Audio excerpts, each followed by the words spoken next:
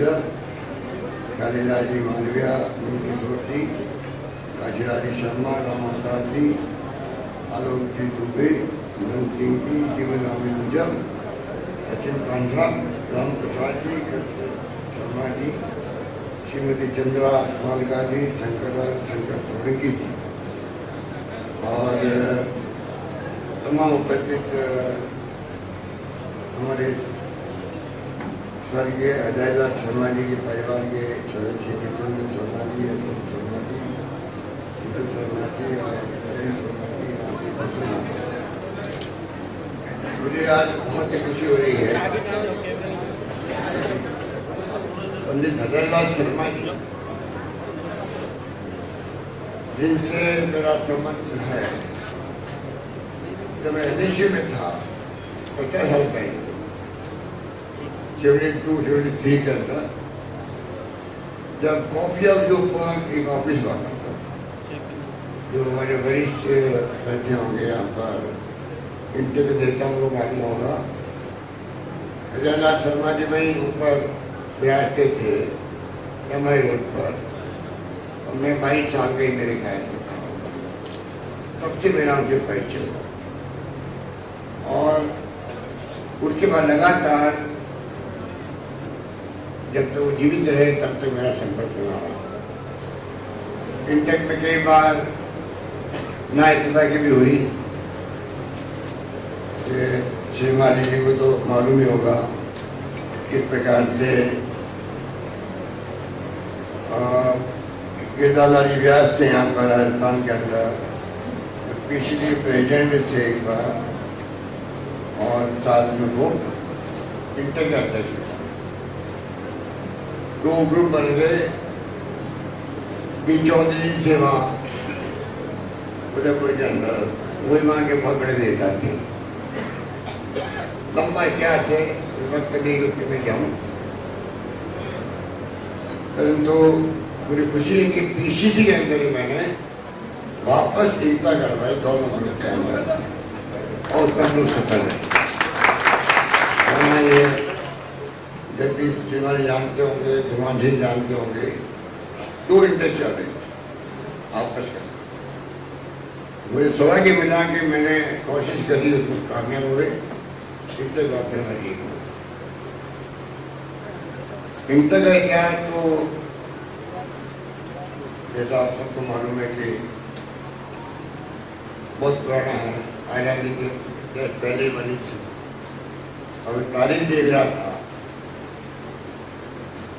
जो मेरी बर्थडे है जन्मदिन से 3 मई, और ये 3 मई 1954 में आज़ादी के कुछ साल पहले, उस वक्त में आज़ादी कुछ दिनों पहले ही इंटर का निर्माण हुआ।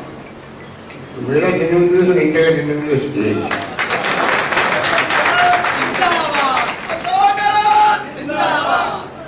कांग्रेस समर्थक रहा हमेशा, इसमें कोई दुराय नहीं।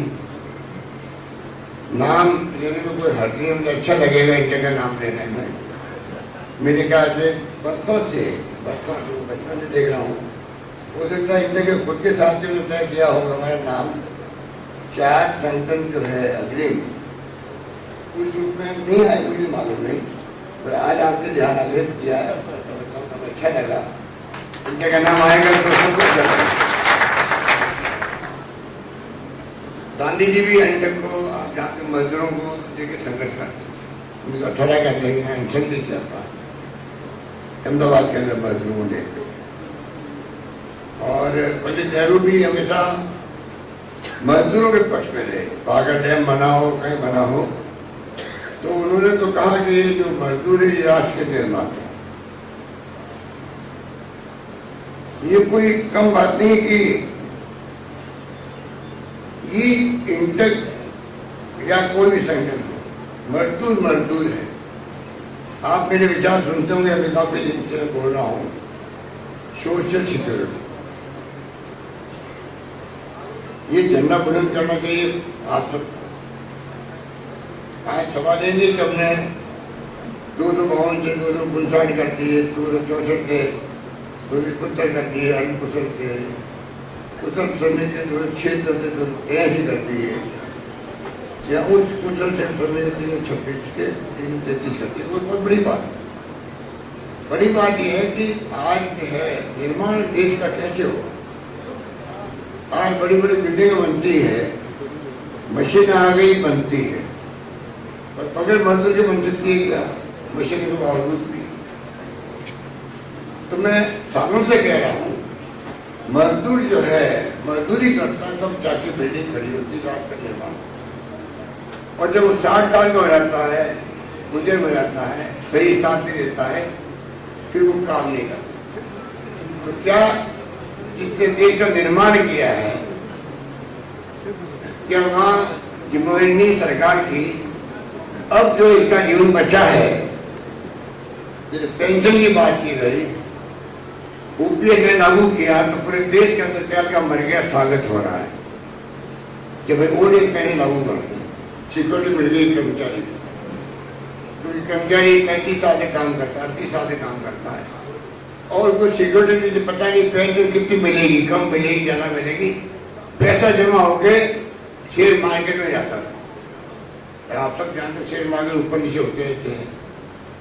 35 साल के बाद में पता नहीं कोई यूक्रेन युद्ध हो गया, क्या हो गया, डाउन हो गया शेयर मार्केट, तो पेंशन डाउन हो गई।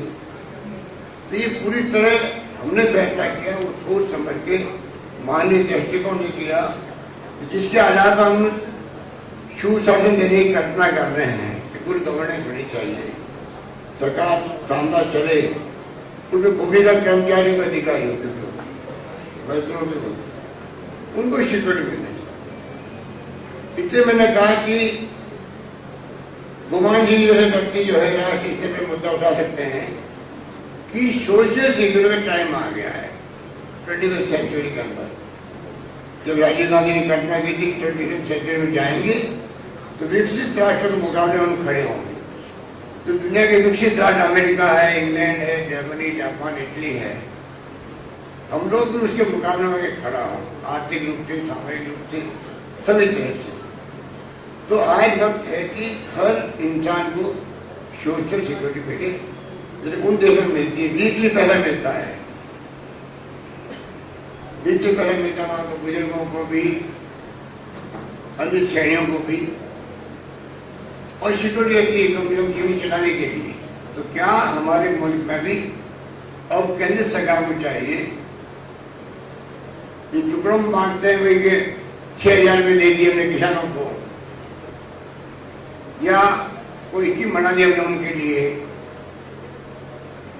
बेनिफिशियरी की।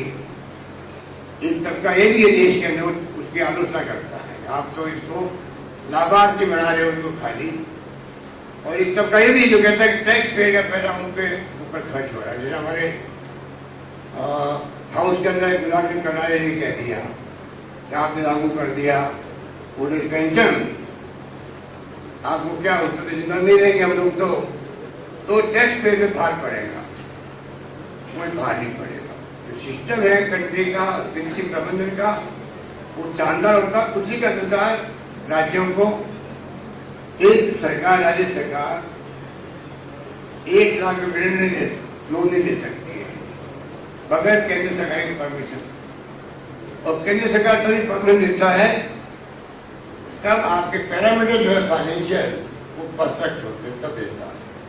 इसका मतलब परफेक्ट होंगे तो ही तो परमिशन मिलेगी केंद्र से, तभी लोन लिया जाएगा, तभी वो ब्याज चुकाते हैं, लोन की किस्तें चुकाते हैं, सरकार चुकाते हैं और विकास करते हैं।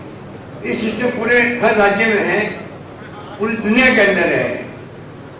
चाइना जैसे मुल्क को छोड़ दो, अमेरिका के अंदर भी कर्जा लेकर के सरकार चलती है। तो मैं ये निवेदन करना चाहूंगा, सोशल सिक्योरिटी आज उन मुल्कों में मिलती है, आज मजदूरों को, सबको। हमारे मुल्क में भी टाइम आ गया है। 1 मई को कोई जमाना था आजादी के पहले का, दुनिया के मजदूरों एक हो, एक ऐसा माहौल बन गया दुनिया के अंदर। 1 मई को आज भी हम लोग करते हैं और एक फॉर्मेलिटी करते हैं। वास्तव में दुनिया के मजदूर एक हो की थीम आज भी चलनी चाहिए। मजदूर मजदूरी है, उसका विकल्प हो ही नहीं सकता। मजदूर मजदूरी है, उसका विकल्प हो सकता है क्या? जो बड़े बड़े अधिकारी बनते हैं या पदों पे जाते हैं वो मजदूरी कर सकते हैं क्या? मजदूरी कर सकता है। उसका सम्मान होना, वो सम्मान उनको मिले, उसको सिक्योरिटी मिले, उसको बुढ़ापे के अंदर पूरी पेंशन मिले। आज हम 1500 देते हैं, 750 देते हैं, उससे काम नहीं चलता।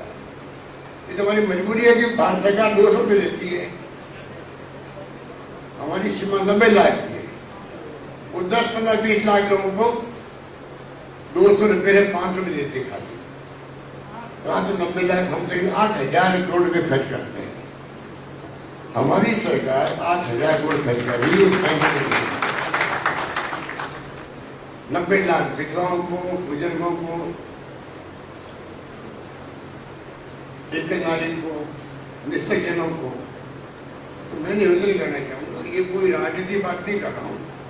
समय आ गया है भारत सरकार सोचना चाहिए, राज्य को सोचना चाहिए। जब मैं ओपी लागू किया तो पूरे देश के अंदर मांग उठने लग गई। अभी इससे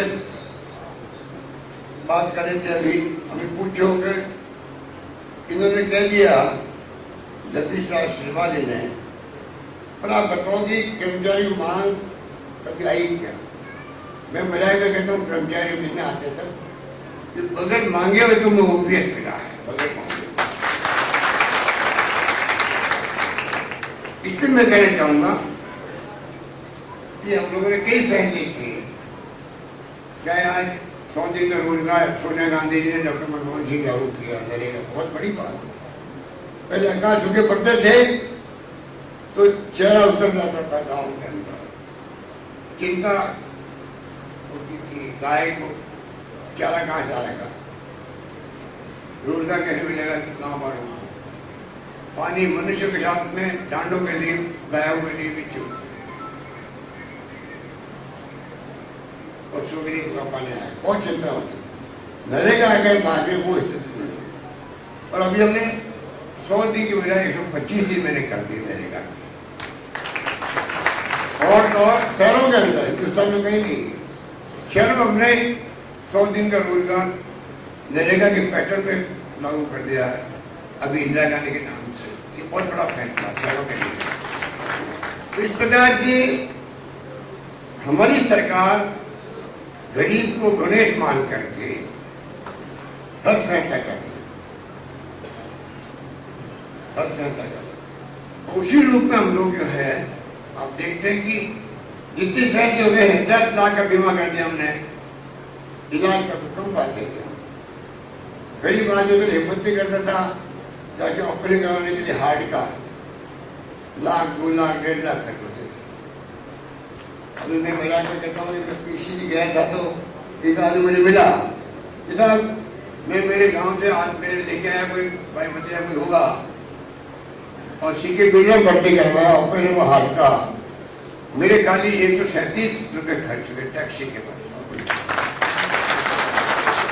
तो मैंने कहा कि मेरा खुद का, मुझे 2 बार कोविड हो गया था, मेरा भी पोस्ट कोविड में बीमारी होती है, हार्ट की भी, लंग्स की भी, सांस की भी, किडनी की, कई बीमारी होती है। हम लोग समझाते ध्यान रखो, पोस्ट कोविड है ध्यान रखो, कई गांव लोग मर जाते हैं, पता ही नहीं पड़ता कि ये पोस्ट कोविड है और ये कहाँ से बीमारी हुई आपको मैं कहना चाहूँगा, अभी भी कोविड गया नहीं है, आप लोग अभी भी ध्यान रखें। देश में आप देखते होंगे अखबारों में और टीवी में आने लग गए। तो मैंने उनको कहा मुझे पोस्ट कोविड हुआ, मुझे स्टेंट लगा हार्ट के अंदर,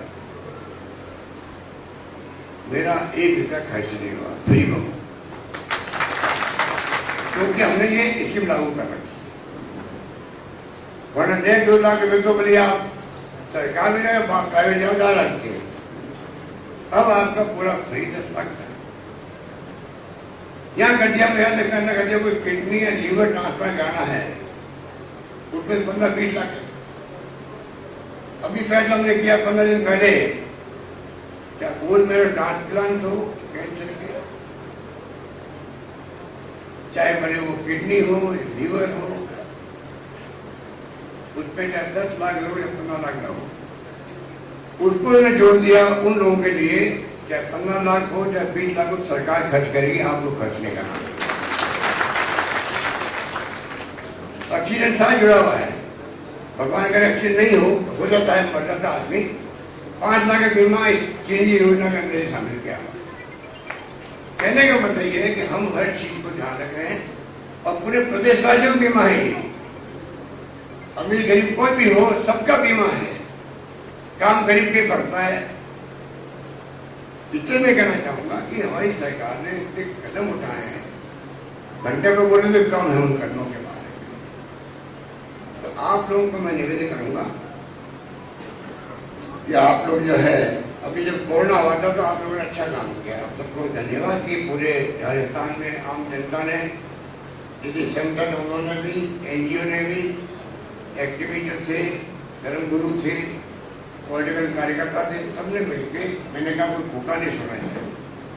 मुझे खुशी है कि राजस्थान का मैनेजमेंट कोरोना का पूरे देश के अंदर नंबर 1 पे रहा।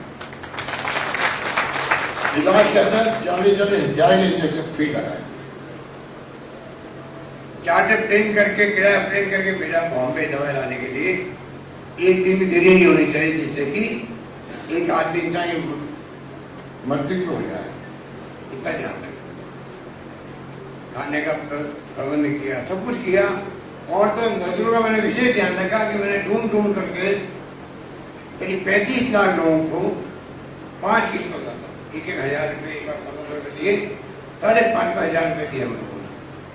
जो ठेले वाले थे, मजदूर थे, कलेक्टर की ड्यूटी लगाई कि वो शरीर करे हुए ठेले के अंदर कोई आदमी तकलीफ में है तो उनका नाम लिखो, किससे भेजना शुरू करेंगे, DBT करने के बैंक के अंदर। हर चीज का ख्याल रख करके काम किया। आगे मैं आपसे अपील करना चाहूंगा, कृपा करके आप भी जो है इसमें आप सरकार की मदद करें। सरकार की मदद का मतलब है आप उन गरीब की मदद करेंगे जिसको जरूरत है। कई गरीबों को मालूम नहीं होता इसके में क्या बड़ी सरकार, उन तक इसके पहुंचे, गांव में, ढाणी में, कस्बों में, कच्ची बस्तियों में, ये ध्यान हम सबको रखना पड़ेगा जिससे कि मतलब हम लोग उन तक पहुंच सकें और गरीब को लाभ मिल सके। ये मैं जहाँ जाता हूँ मीटिंग में कहता हूँ सबको, भाई आप कम से कम एक अपेक्षा मैं करता हूँ आपसे, क्या आपका बस चले, आपका संगठन तो बहुत मजबूत है। अभी श्रीमान जी बता रहे थे किस प्रकार बने अध्यक्ष, मुझे खुशी है कि इनका अध्यक्ष बनने के बाद में अभी एक योजना बाहर दे रहे थे और एक बिंदु को उठा रहे थे बहुत बारीकी के साथ। मैं समझता हूँ कि रेड्डी साहब का सलेक्शन सही सलेक्शन। आज मेरा सलेक्शन तो है ही है, पर मोर तो रेड्डी साहब ने लगाया। तो मेरा मतलब है कि इस व्यक्ति ने बराबर संघर्ष कर रहा है, घूमता है जेलों में। मैं आपसे भी अपील करूंगा और मजबूत करो इंटक को, आप सरकार आपके साथ खड़ी मिलेगी।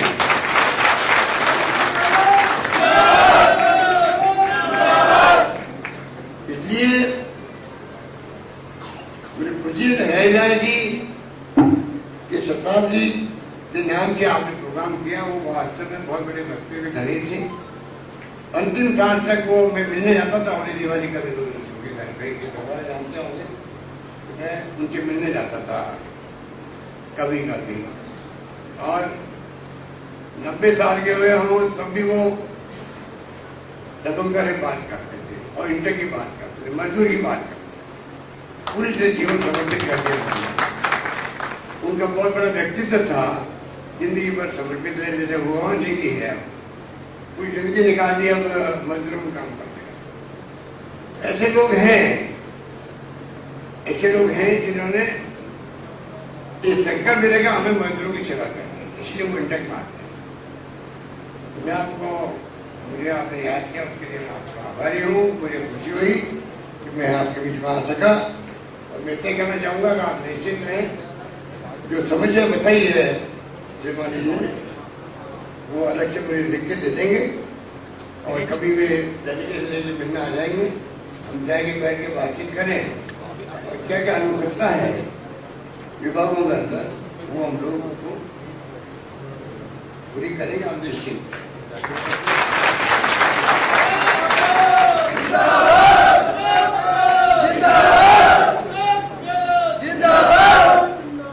यही बात करता हूँ, मैं लंबी बात नहीं कह के अपनी बात समाप्त करता हूँ। आप सबको बहुत बहुत मेरी शुभकामनाएं, और मैं उम्मीद करता हूँ राजस्थान में जो मैंने कहा सोशल सिक्योरिटी की बात कही है, उसमें गुमान सिंह जी उनके साथी सब विचार करेंगे, और इसको तमाम बड़े सरकारों पर, हमारी सरकार में क्यों नहीं, डेमोक्रेसी के अंदर लोग मांग करे, ज्ञापन दे, दबाव पड़े तो फर्क पड़ता है। हालांकि अभी जो माहौल देश में है वो बहुत ही खतरनाक माहौल है। लोकतंत्र में हिंसा का कोई स्थान नहीं होता है। अभी आप देख रहे हो कि रामनवमी में क्या हुआ, कितने दंगे हो गए झगड़े पर। ये जो स्थिति चल रही है ये देश हित में नहीं है। विकास वही होता है जहाँ शांति, भाईचारा, सद्भाव होता है, प्रेम होती है, मोहब्बत होती है, वहाँ होता है। आज क्या हो रहा देश में, क्योंकि जो शासन में बैठे हुए लोग लोकतंत्र के नाम जीत के तो आ गए, पर लोकतंत्र में उनका यकीन नहीं है। वरना हम मांग करते प्रधानमंत्री जी मोदी जी से, पर तो सोनिया गांधी जी ने आर्टिकल लिखा, तो भाई आप खुद आगे आके क्यों नहीं देशवासियों को कहते हो कि हिंसा करने वाले, दंगे करने वाले एंटी सोशल एलिमेंट है। हम चाहेंगे परिवार में भी, गांव में भी, जिले में, प्रदेश में, देश में जब शांति होगी वह विकास होगा। झगड़े होंगे वह विकास नहीं हो सकता है। इसलिए मैंने कहा कि ये वक्त आ गया है, इस माहौल को देखते हुए भी आपको समझना पड़ेगा कि समाज में शांति बना रहे, आप अपनी भूमिका निभाओ। उसके अंदर भी तोड़ने में दंगे हो गए बिना मतलब के, और ये लोग जानबूझकर तो लम्बा खींच रहे हैं। इनको समझ में नहीं आ रही कि आपके बुलडोजर चल रहे हैं आपके मध्य प्रदेश में, यूपी में मृत्यु लोगों भी चल रहे हैं, उनकी परवाह नहीं है। और यहाँ राजनीति करें कि चुनाव आ रहे 23 का, ये चुनाव की पहले तैयारी शुरू हो गई। लोग इतने लोग जानबूझ करके जिस प्रकार का माहौल बना रहे हैं, मैं समझता हूँ वो बहुत खतरनाक माहौल है। देश में शांति रहे, सद्भाव रहे, प्रेम भाईचारा रहे, हिंदू हो, मुस्लिम हो, सिख, ईसाई, साथ ही कोई हो, सबके बीच में, सब जातियों में, सब भाषा बोलने वाले अगर एक रहेंगे तो हमारा मुल्क एक रहेगा और कर रहेगा। जिसके लिए इंदिरा गांधी ने जान दे दी तो खालिस्तान नहीं बनने दिया। आप सोच सकते हो, राजीव गांधी शहीद हो गए, बहन जी शहीद हो गए जो मुख्यमंत्री थे, ने नाबूद कर दिया आतंकवादियों को। तो हमारा इतिहास है आजादी के पहले का, आजादी के बाद का, जहाँ पर त्याग बलिदान हुए हैं। इनको कौन समझाए इन बातों को? धर्म के नाम पर राजनीति हो रही है। हिंदू मुस्लिम करके आप चुनाव जीत जाओ, बहुत आसान काम है। ये धर्म का ध्रुवीकरण करके चुनाव जीतना कोई डेमोक्रेसी में किस कायदे का रास्ता है? ये आप बड़े खुश हो रहे हो, चुनाव जीतने सब कुछ है क्या? चुनाव जीतने के अलावा बहुत कुछ होता है। आप अपनी विचारधारा की बात करो, वो विचारधारा का प्रतिस्पर्धा करो, किसकी अच्छी है जनता के सामने, कौन देशवासियों के लिए, गरीबों के लिए, मजदूरों के लिए, उद्यमियों के लिए, विकास के लिए कौन किस पार्टी की नीति काम की है, इसमें बहस होनी चाहिए। नॉन इश्यू को इश्यू बना रहे हैं, इश्यू को नॉन इश्यू बना रहे हैं, राजनीति कर रहे हैं। ये भी इनके वालों को समझना पड़ेगा, सोचना पड़ेगा। ये मेरा कहना, यही बात करता हूँ, मैं अपनी बात समाप्त करता हूँ। धन्यवाद, जय हिंद, धन्यवाद।